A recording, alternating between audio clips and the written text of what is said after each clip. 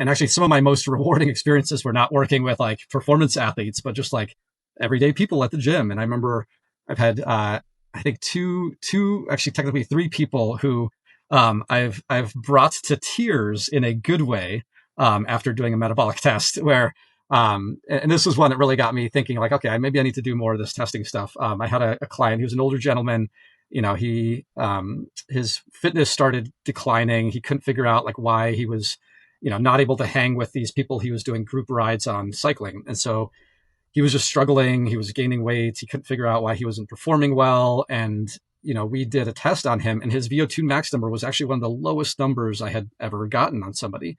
And he did a full test, we hit his true VO2 max but what we figured out was kind of where his fat oxidation point was peaking and where the opportunities were for improving his training. And, it was one of the worst test results. I had to, after the test, talk about his numbers and everything. And so I felt bad, like telling him his numbers were pretty low and kind of explaining everything. And then after the test, he went to the locker room, showered and changed. And when he came back, he was in tears. And I'm like, oh no, I really upset this guy.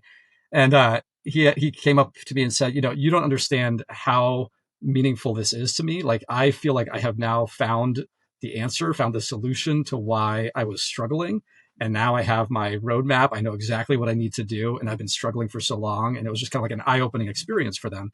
And I've seen that time and again with a couple other people too, where either they were struggling with weight loss journeys, not seeing their fitness numbers improve.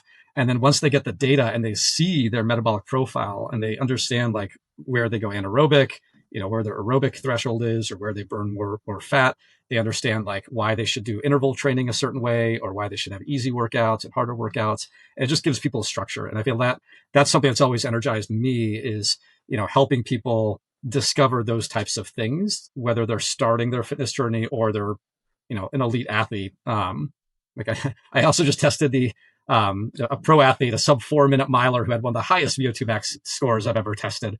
And so I see that full spectrum and I find it a challenge to figure out, okay, how can I, as a coach, one relates to all these different types of athletes and be able to communicate how this information can be used. And I think that's the challenge for anyone, getting into coaching or getting into metabolic testing is just learning how to apply the numbers and use them combined with your experience. And so that's why I challenge myself to keep building my own experience so I can, I call myself a Swiss Army knife sometimes because I grew up in Switzerland.